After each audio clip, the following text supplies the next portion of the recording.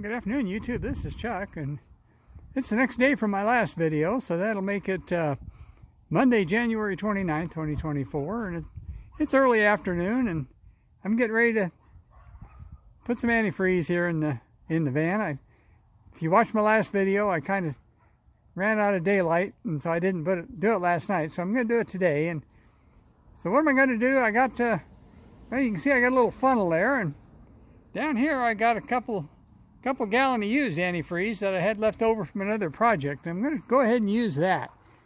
But I don't want to get any debris in there, so what I'm doing, you see I got my little funnel there, and that's just a coffee filter.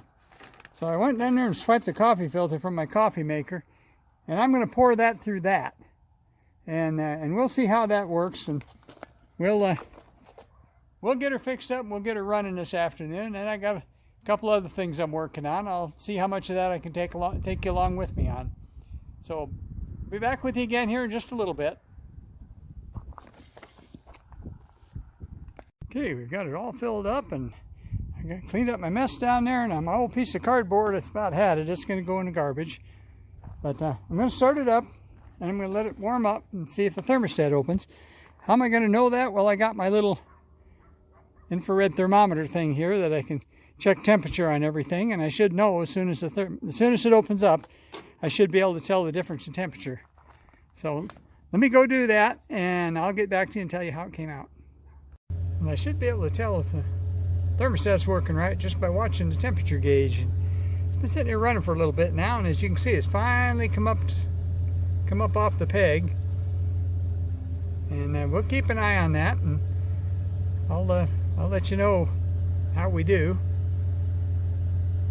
Might take a little bit because it's a pretty cold day out, and there's not, we're not stressing the engine any, so it might take a little bit of time before it gets up to the point where it wants to open the thermostat. But so far, so good. There, now it's up to normal operating temperature, and it should get a little hotter than that, and then the thermostat should open up and should kick back down to about that spot. Those of you with sharp eyes, you might have noticed when I showed you before, my gas gauge over here showing below empty. And when I first bought the van, there was quite a bit of electrical damage caused by the alternator problem that I had to deal with, and this gauge has never been accurate.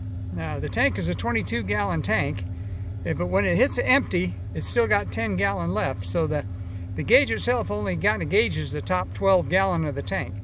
So just because it says it's empty doesn't mean it's empty, but it does mean that, I guess you could say I'm running on reserve. So I got to go over and put some gas in it here pretty quick. And last time I filled up before I left Wickenburg and drove all the way home that way, so that it's got whatever's left over from that. Temperature gauge is looking good. I just went out and felt the radiator cap, and it still feels cold, and it still was reading 73 degrees. Started at 75 degrees when the radiator cap, temperature of the radiator cap when I started. So I'm thinking about now, the thing should be starting to open up a little bit, and the radiator cap should be a little bit warmer. So we'll go out and take a look and see. Okay, the gauge is riding right there in the middle of right in the middle where it's supposed to be, and the thermostat has opened up. The radiator's gotten warm. Last time I checked it, radiator went from 75 degrees to about 100 and felt warm. So I'm going to call this good, and I'll have to check it again, make sure that there wasn't any air bubbles or something in it, but I'll do that probably tomorrow. And but right now, I think I'm done for right now. I'm going to close this thing up, and I'll see what other mischief I can get into. I got a couple other projects got to work on, and I'll see if I can maybe tack them on the end of this video. I'll be back in a little bit with something different. Well, the van's finished, and it's ready to go on its next adventure. So the only thing I had left to do was to had to go empty the porta potty, and I didn't think you all needed to see that. But so what's my next project? Well, let me give you a little bit of a hint here.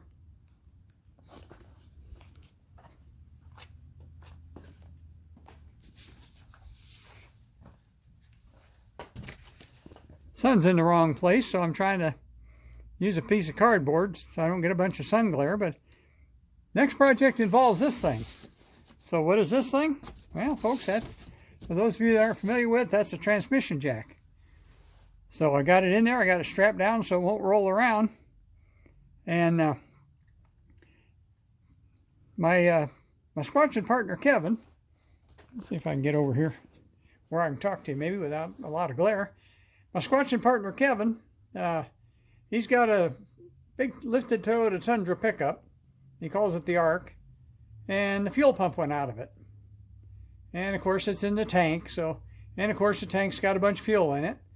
So we're going to have to drop the tank, which is where the transmission jack comes in, and change out that fuel pump. Now, he lives about 20 miles away up in Strawberry, and so I told him I'd load this thing up and go up there and help him do it. And he had one of his knees replaced about 11 weeks ago tomorrow, I believe. No, 11 weeks ago today, I believe.